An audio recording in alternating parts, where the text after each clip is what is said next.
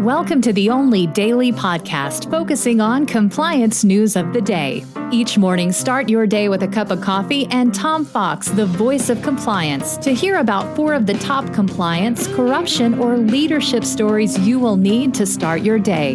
The Daily Compliance News is a production of the Compliance Podcast Network. First, a word from our sponsor.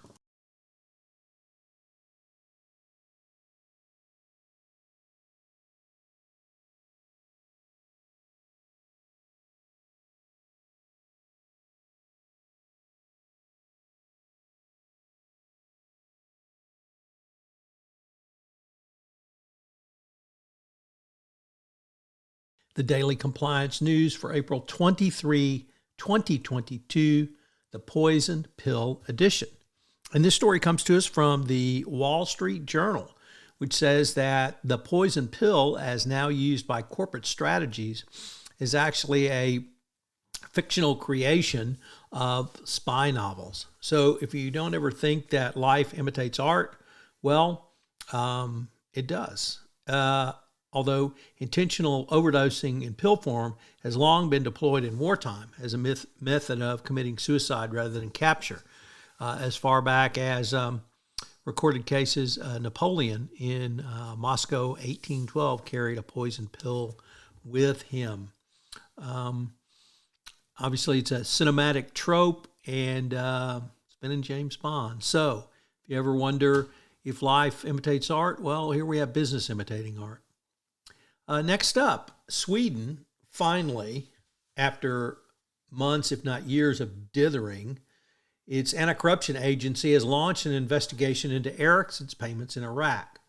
You have to wonder about Sweden's National Anti-Corruption Unit, as it's really done nothing around this matter, and indeed a real blot on the Swedes. But they finally opened up an investigation, so maybe they'll run on the coattails of the Department of Justice, or maybe they'll actually uncover some additional information.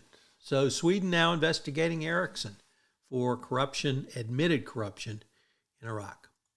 Next up, from the New York Times, France has issued an international arrest warrant for Carlos Ghosn, the former head of Nissan and Renault, who is living as a fugitive from Japanese justice system. France is now interested in 15 million euros in suspected payments made between Nissan, Renault, and Mitsubishi and a car distributorship in Oman. The French say that Ghosn abused his position to channel Renault funds to the Omani operation for his own personal use, i.e. money laundering.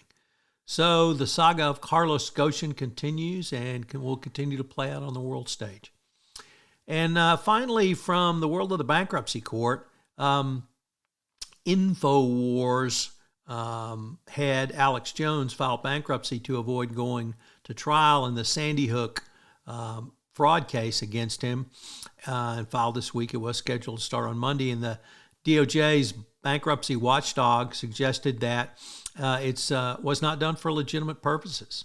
And he has filed papers opposing a motion to allow Info to appoint trustees. So it's going to be interesting to see how this plays out in bankruptcy, probably like it did for the NRA.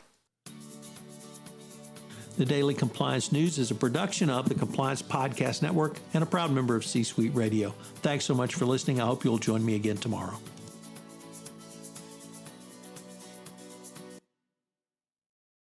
This podcast is a part of the C-Suite Radio Network. For more top business podcasts, visit c-suiteradio.com.